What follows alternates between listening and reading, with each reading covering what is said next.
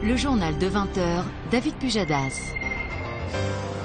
Ce contexte économique, on en vient à notre enquête sur la montée en puissance des dentistes low cost. Oui, les méthodes de gestion traditionnellement réservées au transport aérien ou à l'automobile font maintenant irruption dans le domaine de la santé. Des soins à la chaîne, des couronnes beaucoup moins chères. Une dizaine de centres de ce genre viennent d'ouvrir. Faut-il avoir confiance? Enquête signée Florence Bouquilla, Florian Lemoyle. De très belles dents, un sourire éclatant à moindre prix. C'est ce que proposent sur Internet les centres dentaires low cost qui fleurissent dans plusieurs régions, dont l'Île-de-France. Ici, la couronne vaut 390 €, contre 550 à 900 € ailleurs. Et l'implant total, 970 € au lieu de 2370. Moitié moins cher qu'ailleurs, comme l'expliquait cette dentiste interviewée en 2011. Avant, je facturais en libéral une couronne à Ninécor 810 € à peu près. Au jour d'aujourd'hui, c'est moitié moins. Pour proposer ces tarifs alléchants, ces centres parient sur les gains de productivité. Exemple, chaque dentiste a 2 assistantes qui le déchargent de toutes les tâches complémentaires. Radio, préparation d'amalgame, accueil des patients. Résultat, le dentiste ne quitte pas son fauteuil. Il se concentre sur les soins que lui seul peut faire, comme la pose de prothèses, et il traite plusieurs dents en une seule séance. En 2 heures, on m'a posé mes 4 couronnes d'en haut qu'on m'avait posées au préalable des provisoires. Je trouve que c'est plus organisé que d'aller chez un dentiste qui nous donne un rendez-vous une demi-heure par là. Il y a des salles d'attente, c'est trop long.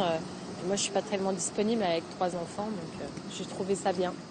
Autre particularité, lors du premier rendez-vous, le dentiste fait un bilan complet et propose aux patients de s'attaquer tout de suite à ce qui ne va pas. C'est ce qui est arrivé à cet homme qui, au départ, souhaitait juste se faire poser 2 implants. J'ai vu un dentiste qui m'a fait un bilan de ma bouche, qui a effectué donc un devis. J'étais assez surpris et c'était dans les 4 500 €, quelque chose comme ça. Et donc elle m'a expliqué que c'était important, que c'était des choses à faire parce que sinon mes dents allaient se déchausser, etc. Que les autres dents allaient toutes bouger vu qu'il y avait de la place libre. Vendre un maximum de prestations, ce serait l'une des recettes de ces cabinets low cost, selon cette dentiste qui a travaillé pour l'un d'entre eux. Je sentais bien que derrière, il y avait la stimulation de dire non mais tu vends pas assez quoi. Fais plus de couronnes, voilà. Ils nous donnaient les chiffres du mois. Oui, bah là, tu vois, t'es en dessous des prévisions. Voilà, tes confrères ont fait ça. Toi, t'es en dessous, donc c'est que tu vends pas assez. Des patients aussi se plaignent. Dans leur courrier au Conseil de l'Ordre des chirurgiens dentistes, ils prétendent qu'on les aurait poussés à faire des soins dont ils n'avaient pas besoin. Pour le président du Conseil de l'Ordre, c'est grave. Qu'il faille soigner toute la bouche en même temps, ok, mais à condition qu'elle en ait besoin. Il n'y a pas besoin de faire le surtraitement. Le problème, si vous avez besoin d'une couronne, s'il y a une dent à côté qui a un amalgame ou une obturation qui est tout à fait correcte, c'est pas la peine de faire une couronne. Et bien eux, ils font du surtraitement, ils essaient effectivement de proposer aux patients de faire, au lieu de faire une couronne, de faire 2 couronnes. C'est faux, affirme l'un des directeurs d'un centre low cost que nous avons joint par téléphone, mais qui ne voulait pas être interviewé.